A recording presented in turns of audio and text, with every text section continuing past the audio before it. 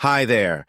In this video, I'll react to a content made by this gentleman named AJ and explain to you every word of wisdom he included so that people will not stray away from its true message the way it came out from my Athenian mind. As you can imagine, even in our time, we already have fake news just like our peasant neighbor who has a habit of putting words into others' mouths. Zeus would be happy to strike them down with thunderbolts, but there's too many that it's such an exhaustive task. I woke up from my slumber one day by my student telling me of a YouTube video which doesn't say much. It was just a sloppy version of philosophers' words of wisdom turned into a music video that just doesn't impress me. I researched this guy and thought that he is just too lazy to even add voiceovers or do an explainer.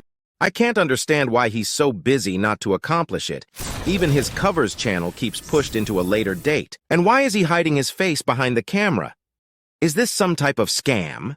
Although his videos have music, it doesn't qualify for meditation music. Who can meditate in a minute? Even the Master Yoda can't. Let's get started to address any misinterpretation of my quotes, and make sure to see the surprise ending, as I have bonus gems of knowledge for you there. So, let's proceed with friendship is a single soul dwelling in two bodies. In this delightful thought, I've reminded that true companionship transcends physical boundaries, weaving hearts together in a tapestry of shared experiences and understanding.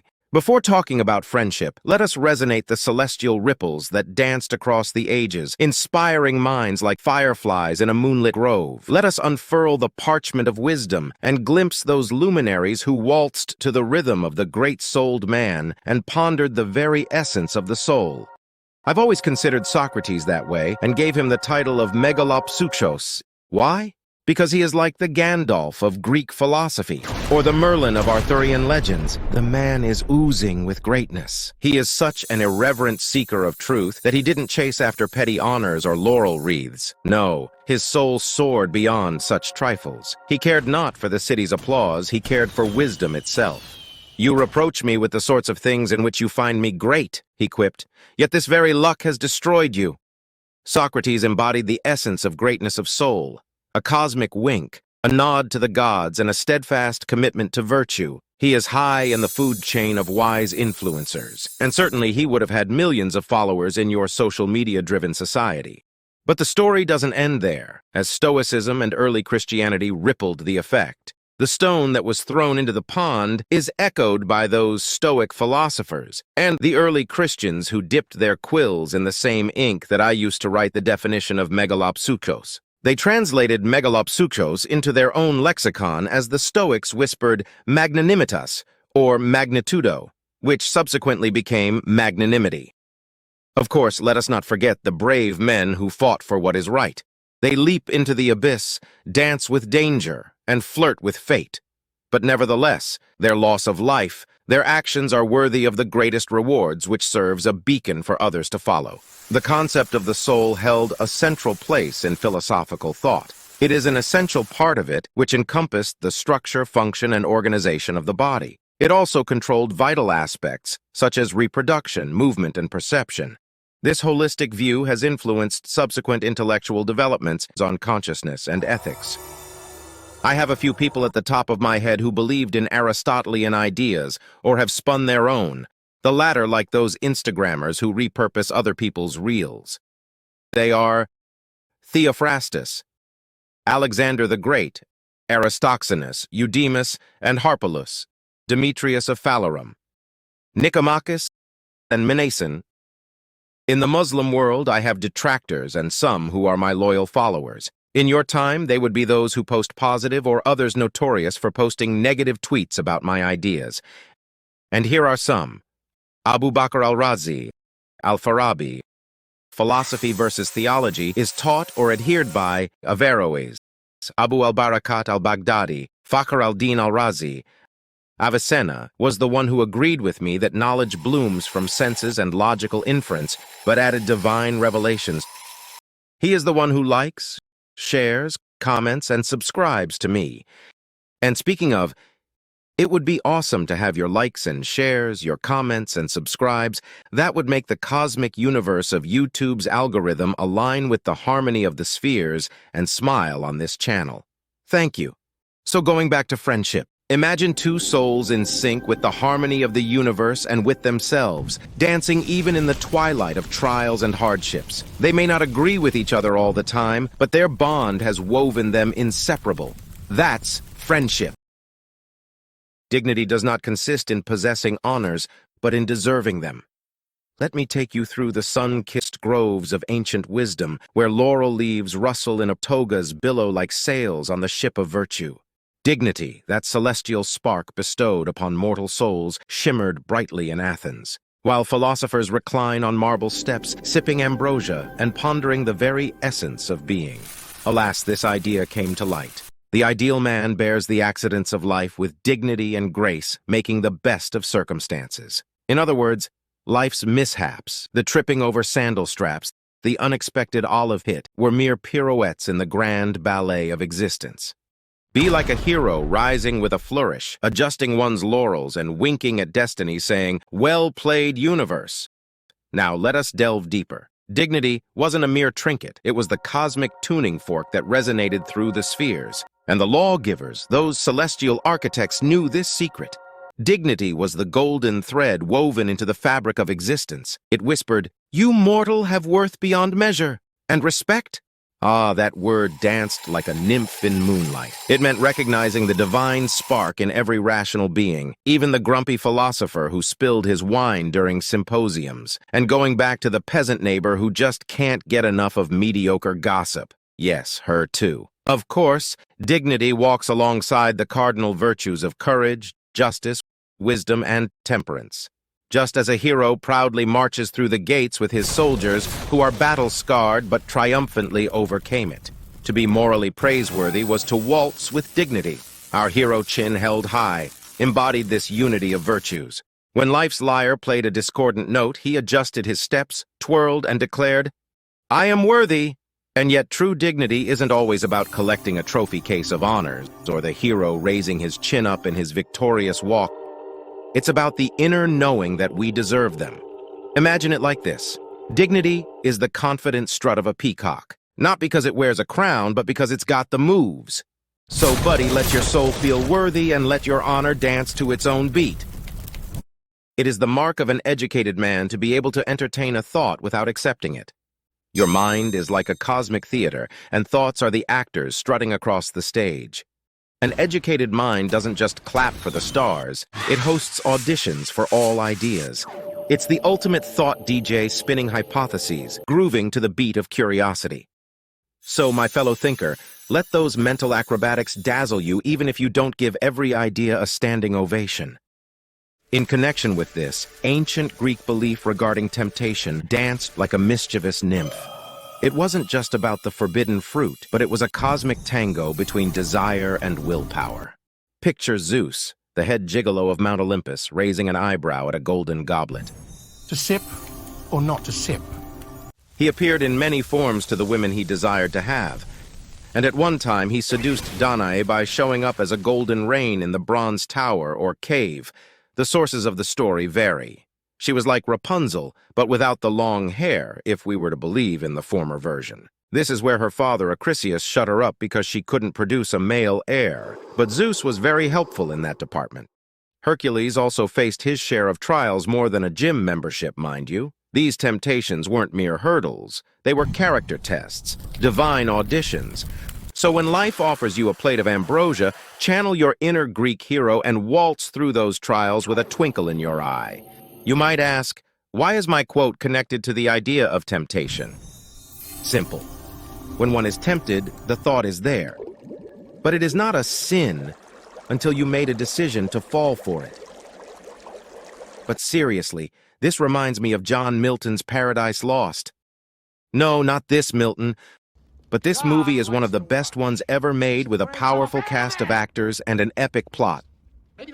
And that absentee landlord argument sums up the angelic rebellion of the light bearer. But anyways, we fell into that rabbit hole. Let's continue with the next one, shall we?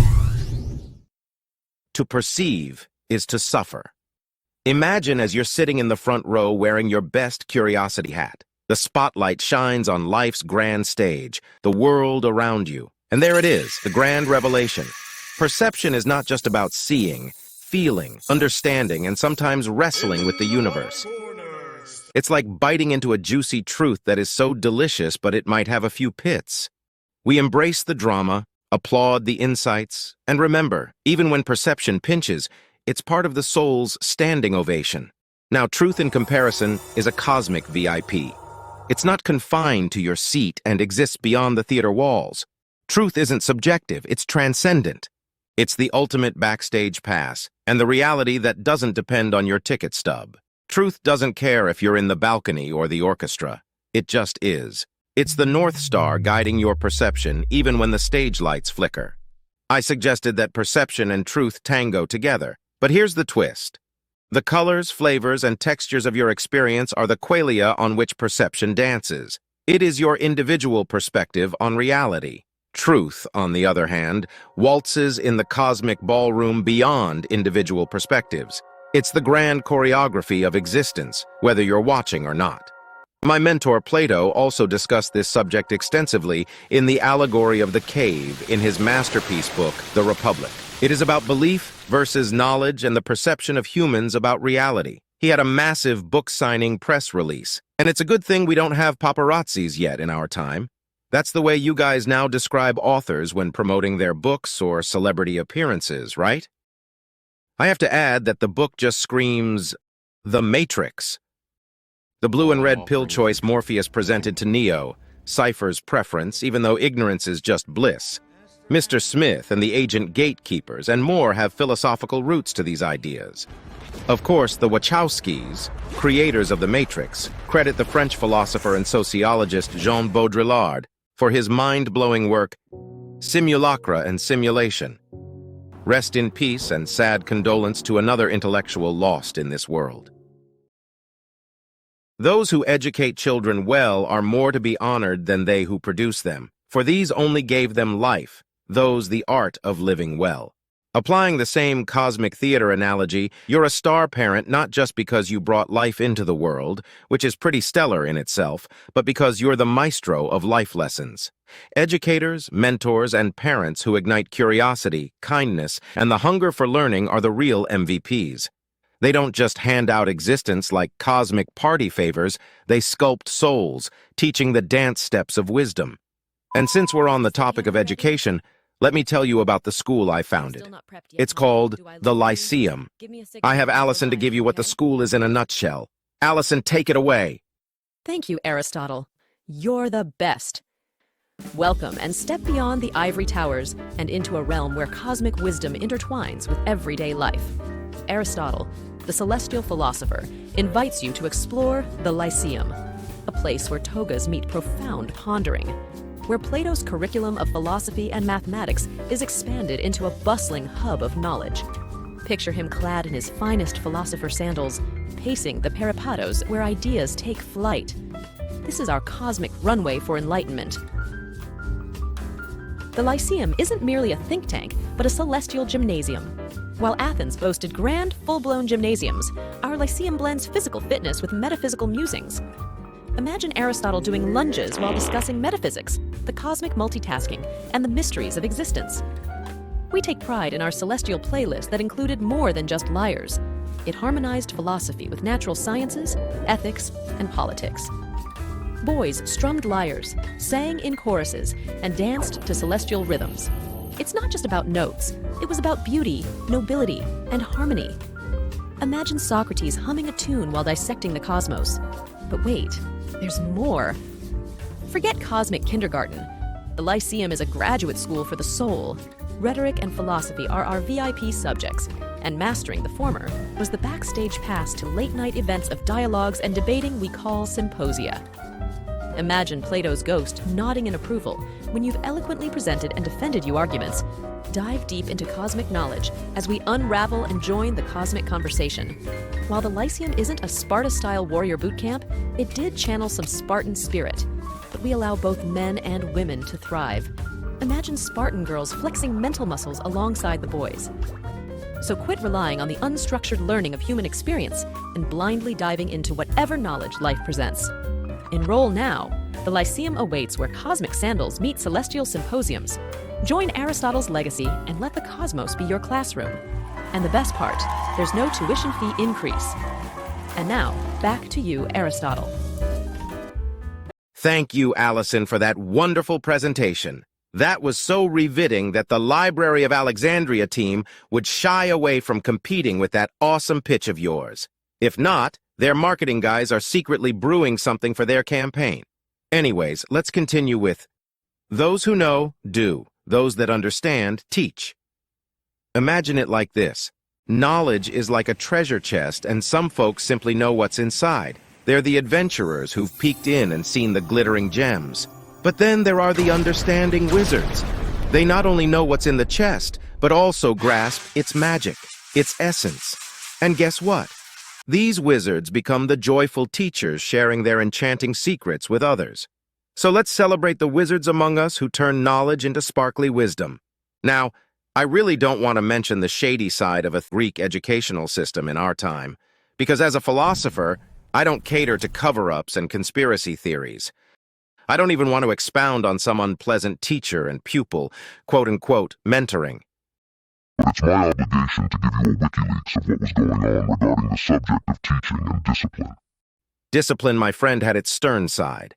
Imagine the bustling Athenian schools where young minds danced between athletics, music, and the lyre school. But brace yourself for the Pedo tribes, the athletic trainer who wielded a forked stick like Poseidon's cosmic scepter of authority. If a student stepped out of line during those sweaty wrestling matches, the stick descended just like Zeus's thunderbolts hitting puny mortals. And don't forget the other teachers with their canes swishing like irate centaurs, or like Egyptian masters whipping away their bad day and taking it out on their slave. Sadly, those weren't mere classroom props, but were symbols of power wielded by mortal hands. I know exposing it is bad for business, but people should be aware of this. Personally, I was disciplined, with a belt which has two sides, a regular one, and the dreaded one which is a whip. So to end this on a positive note, let me ask you, why did the knowledgeable squirrel become a teacher? Answer, because it knew all the nutty details. Remember, even squirrels can be wise educators. Keep those acorns of knowledge rolling. The worst form of inequality is to try to make unequal things equal. I value individuality and diversity in people. To put it this way, picture a world in which every dog was the same. They are identical in terms of size, bark, and tail wagging. It'd be a canine catastrophe.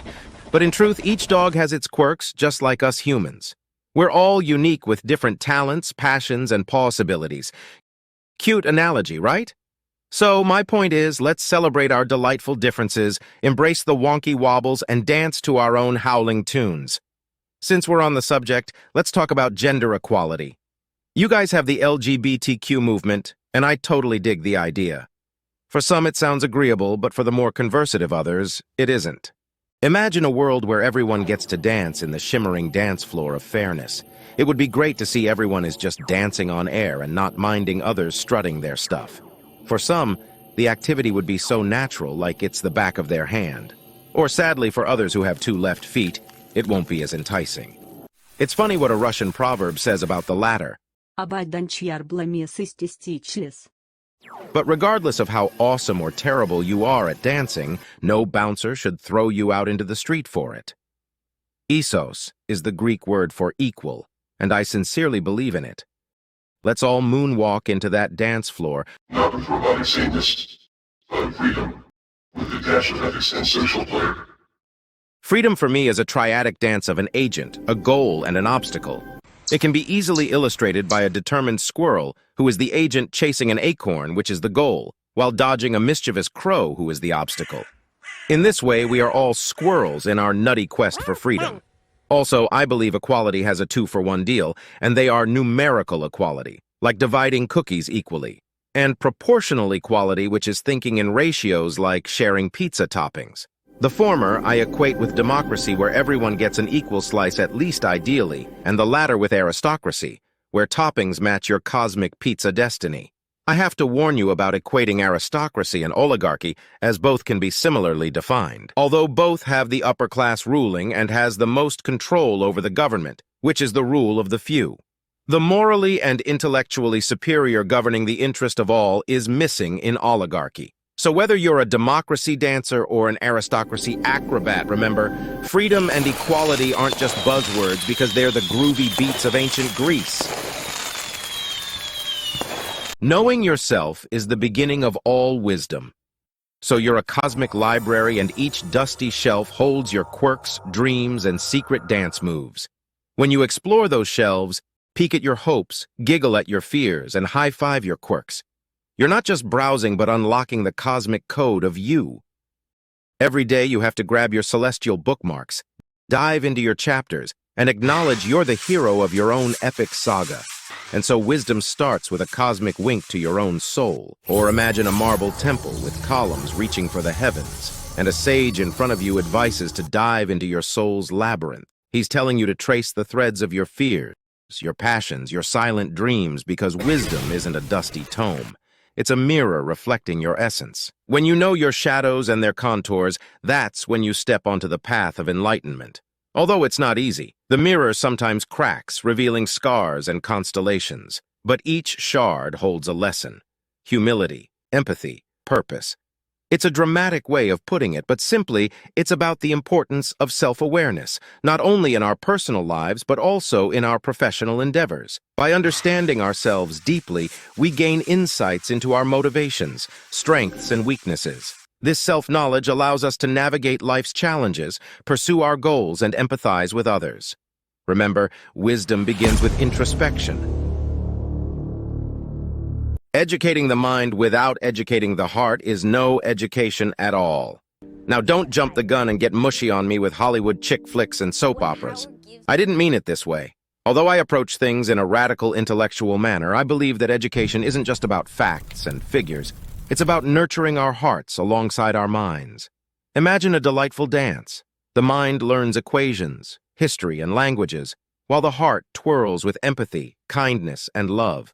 When we educate both, we create well-rounded, joyful humans who can solve equations and mend hearts.